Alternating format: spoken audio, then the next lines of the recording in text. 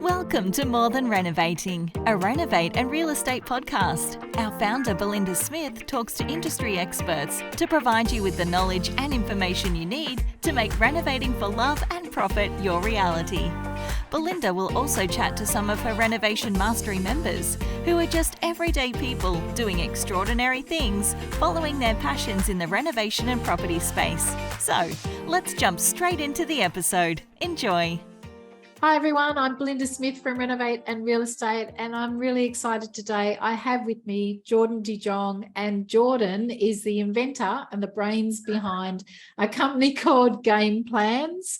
And Game Plans is this amazing software. I'm so excited to bring it to my student group in particular. Game Plans is this amazing software where you can plug in where you're at, where you want to be. It kind of throws up the type of property you should be investing in, and you can play with all the figures, and you can work forwards and you can work backwards. And it's just such an amazing tool to help us really negotiate the path of good, sound property investing if we're heading towards a lucrative retirement. Is that it in a nutshell? Did I do all right? Yeah, what an intro. I love it. And I think I'm going to steal the inventor one. It's not something that I always wanted to be an inventor when I was a kid, and I kind of am an inventor, so I love it. Tell us about how it all came to fruition. Yeah, for sure. So I spent a good 10 years of my younger life on the corporate ladder. And through that process, I was lucky enough to have a decent income that would sustain a property portfolio. So started investing when I was really young, bought my first property when I was 21. And then I was in data science on the corporate ladder. So I was very analytical and loved analyzing and loved running numbers and all those types of things. And like many of us investors, I built this ginormous Excel spreadsheet that analyzed every sort of inch and area of my portfolio, and numbers coming in and numbers going out. And that kind of grew into this massive spreadsheet of forecasting out, what do I need to build to be able to get to a retirement of X, or how many properties do I need to be able to have X amount of equity, or whatever it might be. And so through my investing journey, I got super excited about property, that sort of light bulb moment that I'm sure many of your listeners would have had in their past switched on for me when I was a little bit younger, got into investing. I started a property podcast when I was probably 26, I'd say, around other younger property investors getting into the market, because there was this whole theory around the name of the podcast is actually called Smashed Avo Property. And there's this whole theory around, well, the younger generation would much prefer to eat their smashed avo than get into the property market. Yeah, and so that's me. I've said that. I'll credit Bernard Salt for that one. But yeah, essentially it was, me talking to a lot of the younger generation around getting in. So the people that had built portfolios and how they did it at a younger age. And so through that process, pretty much all of the guests that I had on during that process ended up in the industry, or became buyers agents, or did something in the industry. And so I had built all these connections. And so when I started to show them, like, this is my portfolio spreadsheet, this is what I built, they all of their mouths dropped, and they go, we need this for our clients. Fabulous. So there's a huge need for this in the space. And so that's when I thought, well, why don't I utilize my tech background, utilize my passion for property, bring it all together, and build an online platform that solves a lot of issues for people. Yeah, because you know what? So many people just guess, and they'll go to their mortgage broker or their accountant, and they'll say, what do I need to buy now? And then what you end up being presented with is their opinion from their background and their beliefs and how they were brought up and their thoughts around property. And then you get influenced, when really you can make your own decisions based on the data. So it enables you to plug in all these figures. So what kinds of things does it cover? Let's talk about the data inside Game Plans. Yeah, totally. So I guess the first thing that we do is sort of analyze your current position. So, we do a whole money management budget breakdown. Then we look at your existing portfolio, how it's performed, what are the incomings, outgoings, what's your overall cash flow, all the really high level things that are generally pretty simple to do. Then that all feeds into the back-end algorithm. And what that does is take some industry assumptions, things like borrowing 6 times income, things like capital growth at only going at 5%. The Australian average is 6.8% over the last 30 years, but we only use 5%. We use rental yields increasing. We've got like 30 different assumptions that we use in the industry. And then what the algorithm does in the back end is take all of those assumptions, take your current position, and then decide, based on when you've got enough savings with a safety buffer or some borrowable equity, when you've got enough borrowing capacity to potentially go again, these are the years moving forward that you may be able to purchase. And if you did that, if you had that acquisition stage over the next, 5, 10, 15-year period, whatever the algorithm specifies, you'd ultimately be able to hit your goal of, let's call it 100K or 150K passive income over a 30-year time horizon. So you've got the algorithm that can do it for you, and then it's a plug and play from that. So you can go, okay, algorithm's great, but it's a piece of technology. I really want to do it myself. And so what happens if I buy a 500K purchase this year, or an 800K purchase this year? Or what if I buy, a 600K every 2 years? What does that really look like? And how's it going to impact that longer picture? And I guess that's kind of what I really wanted when I started building out my portfolios. I just went super aggressive too early. As soon as I could get borrowing, I'd go and buy. And I don't think there's anything wrong with that. But if I had a tool like this, I could ultimately just review and go, okay, maybe if I just waited another 6 or 12 months, had a little bit more savings, I could buy a much better asset today than just trying to rush in and get another property. I so agree with you. There's I think it's probably an ego or a vanity metric, I call it, when people are very excited about buying a lot of properties. And when you break down the numbers, you actually don't need that many nice income producing properties to get you into the position of early retirement.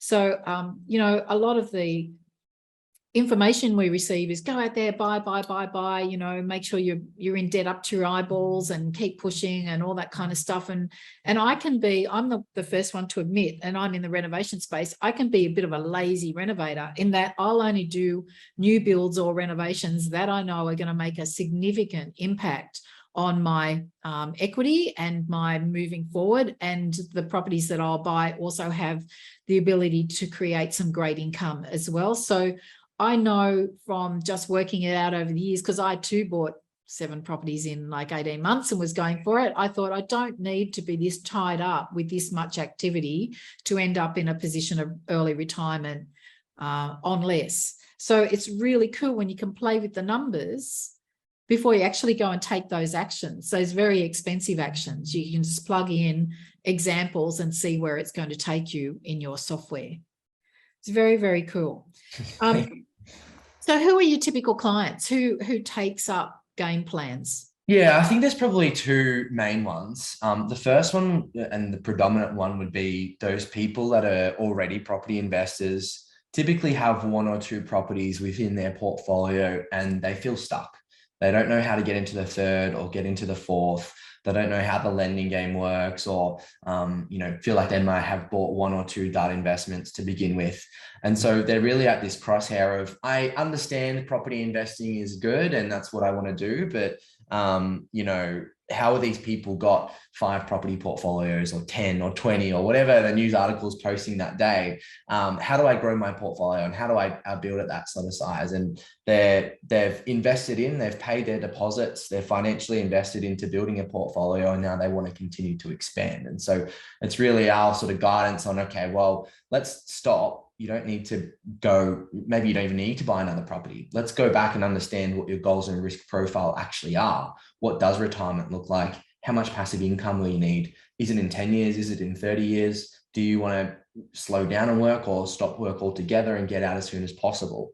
So we really understand what those goals and risk profiles are, and then build out that plan for them from there and help them get a bit of a closer picture from that. The second group is the first-time buyers. So they're the people that are unsure about getting in, they're lacking education, they just want to go to someone who has a really good understanding around the market and how to build a portfolio and get going from there. I think the saddest thing is I wish that second group was the more predominant one, because they're always the ones that sort of make the most mistakes. And it's mistakes fine, you learn from mistakes. But I feel the first group is probably more predominant because they've already made a few mistakes and don't want to make any mistakes moving They've dipped their toe in the water already. Exactly. Yeah. So I think that's probably our 2 biggest sort of clientele group. And when you started all of this, what were the challenges? Like you went from corporate into launching this. What were the challenges? Yeah. So I think because it was such a pet project of mine, I didn't sort of stop and think about how the process of the business or the business side of things too well. It was just such a passion of mine. And like the business has done really well and I'm super happy with where it is today, but I didn't stop and try and think about what was the best way to sort of build the business and get this across to people and all those sorts of things. I mean, fortunately enough, I had built those connections through the podcast and had a great network of people who were super interested and wanted to acquire this. But I think, stepping out of corporate where I was a typical 9 to 5, I was happy as Larry, like working 9 to 5 and got my time off and got my holidays and got my sick leave or whatever it might be. And then I had to transition into like straight up startup mode. And, I was working with 3 different, like B2B clients really heavily, like within their business while I was trying to build the startup and the online platform. And so, yeah, I kind of just delved in head first, which is sometimes the best way that you have to do it. So you learn all the hard lessons. But I think that was probably one of the things I had to learn pretty quickly.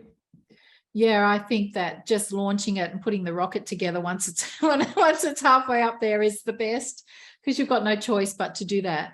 So you were really willing to, like as a young person, Jordan, you're really willing to put in the hours into 2 things. That's building a business and an income, and the other thing is a property portfolio. So I'm going to take you right back to the smashed avocado. What is your advice to young people who feel like they're stuck in the rental market and that they would rather go out and have some breakfast, like Bernard Salt said, and spend their money on smashed avocado and not get their deposits together to get a start? I think the biggest thing for me was just understanding how, and this is going to sound really high level, but like how the whole monetary system works. Yeah. And understand what the RBA does and what the government does and how policy impacts things. And, when there's surplus or more money coming into the system, what that does and how inflation works. I think that no matter where you're starting, that's the best thing to understand. And like, I'm still learning things today in that arena. And that's given me a really good relationship with money. And from that relationship, you can start to build a budget around how things look. I still think it's fine to go and have your smashed avo, but you don't need to have it 4 days a week. You don't need to go there on a Wednesday where you're in the office and then Friday, Saturday, Sunday while you're with friends and family. You can still have it 1 or 2 days a week. Just allocate and budget for it. Understand, what that budget looks like. You've got the allocation for it. You can enjoy it when you have it, but you don't need to over surplus it, on a daily sort of basis. So get that budget down packed, understand what a good entry price point might be for you to get into the market, reverse engineer the budget, whether you're using a 5% deposit with some of the schemes that are out there, or a 10 or 20% deposit. Understand if you might be able to get help from friends or family, or go half with, a brother or sister or something like that. Not that it's always that I sort of recommend, but there is other alternative methods of trying to get in. And then reverse engineer your savings budget from that number. So if it's a 500K purchase using a 10% deposit, you're going to need 50 grand plus 5% for purchasing costs. So 70K or something like that. If you can save 2, 3, 4, 5 grand a month, I know it's getting at the high level there, but just reverse engineer that number and say, okay, I can buy this within 10 to 15 months or whatever it might be. I'm going to go hard. I'm going to delay gratification. I'm going to sacrifice my smashed avo on a Sunday, but I can still have it on a Saturday. And I am going to get there. I think that term delayed gratification is a big one. It's a term that I heard off Steve McKnight, who's in the property space, way back in early 2000s. And I thought, he's speaking my language, because we can do without having everything. We can have it all, but we can't have it all at once, particularly not up front, not at the beginning. And so really important. And, something else you raised there is the data. The numbers don't lie. The numbers don't lie. You can work out exactly what you need. You can work towards that. And it's only short-term pain for long-term gain.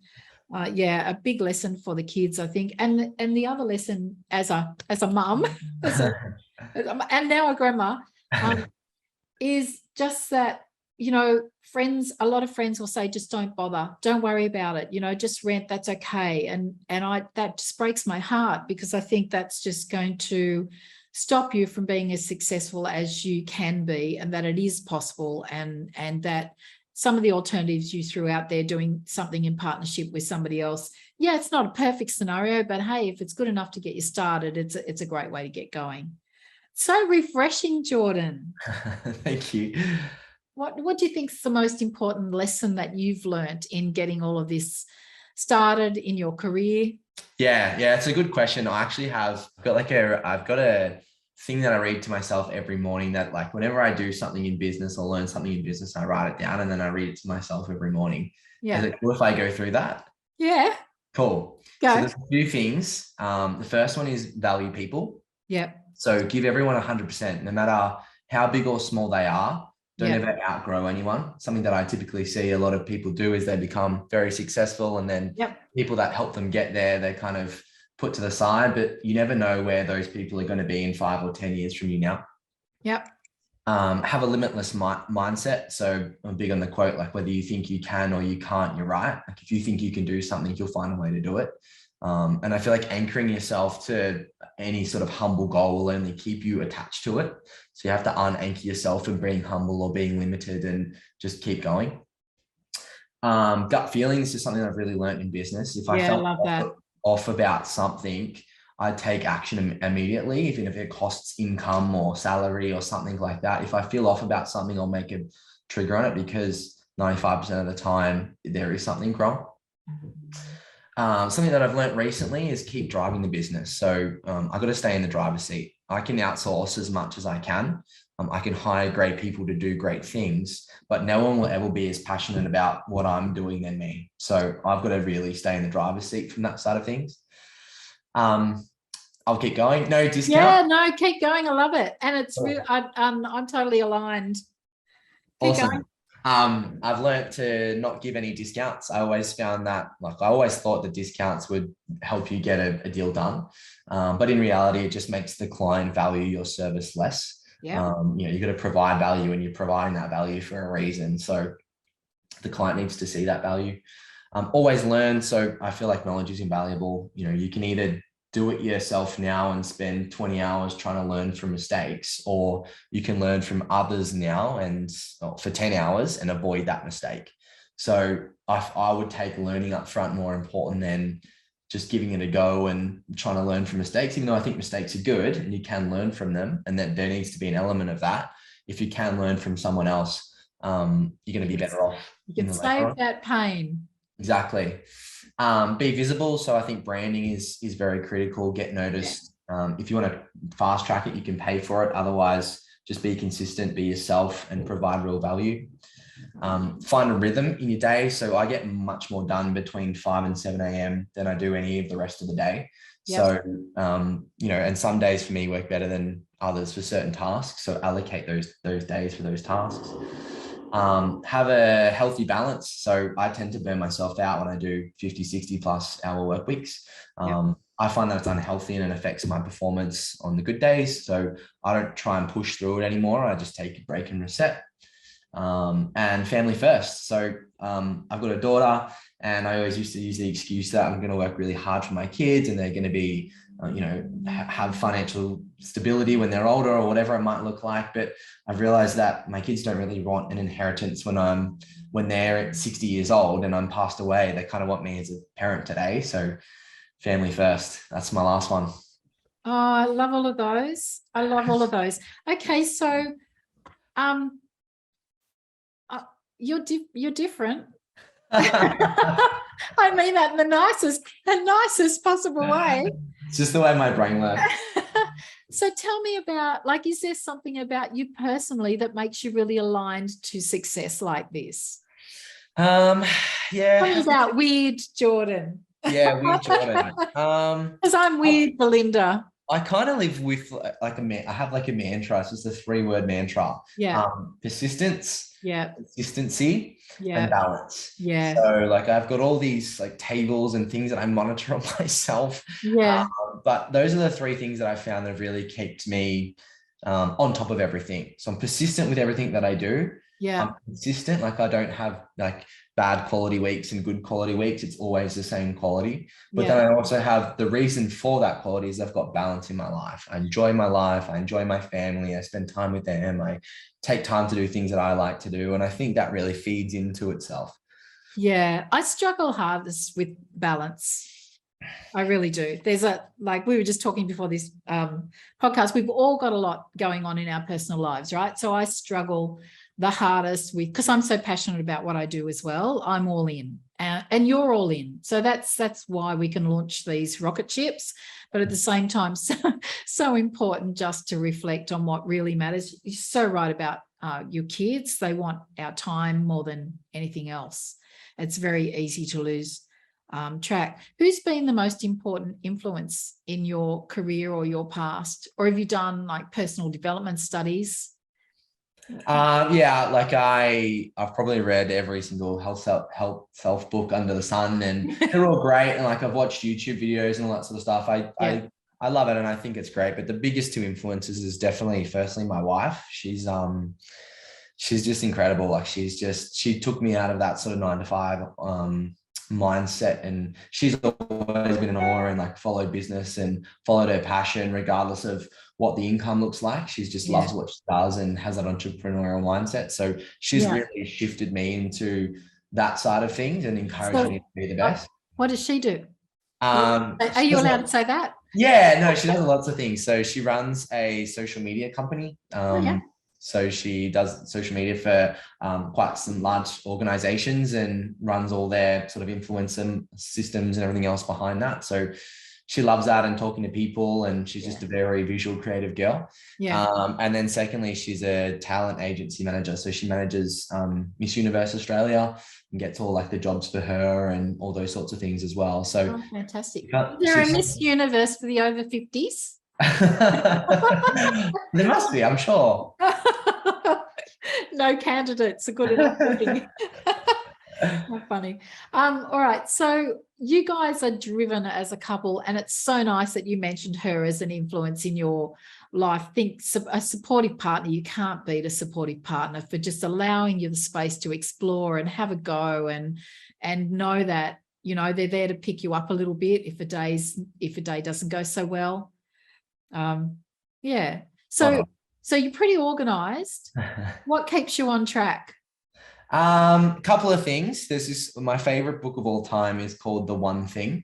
And it's really all about just identifying what is that one thing that you can do to help produce your day. So now, like I even implement it with my business. So I used to have like 1,000 things that I would offer as a service for my business, but I brought it down to one thing. Like, what is the one thing that we do? We're not buyer's agents. We're not mortgage brokers. We're not X, Y, Z or Z. We're not renovators. That's what you guys are for. Like we do one thing, we provide that property plan, and we do it really well. And I take that same approach to my day. So, you know, I use a piece of software called Todoist, and you kind of just like have this big list of all, like every time I think of something, I write it down in the list and I want to do this and all that sort of stuff. And like every morning, what I do before I sit down for work is I just go through this list of, you know, 100 things or whatever it is that I could potentially or want to work out.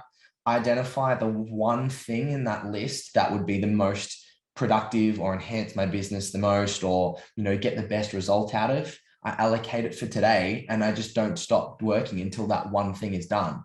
And then even if I just stop there, I know that the thing that I've worked on today is going to be the best thing for me. And then like if I do it within 20 minutes or whatever it might be, I just go back to the list, identify the second thing, and keep going forward from there. So I've probably used every sort of like work tracking task management software tool out there, and it's great. And like allocating specific time for specific days and all that sort of stuff works really well for some people. But I find for me, just logging down everything that comes to mind and then, you know, picking the best thing that's going to work for me at that point in time.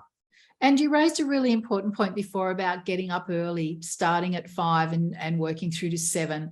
I find the same. I find I can get a lot done before everybody else clocks on. Once people start to clock on, where, you know, you got messages coming in on your phone and on Facebook message, they just come from an email and a number of Facebook groups and like, you know, across socials. There's just a lot of answering people and a lot of people to attend to. So yeah, to get those important things done between 5 and 7 or early in the morning. And I'm clear in the morning. A lot of people are clearer at nighttime.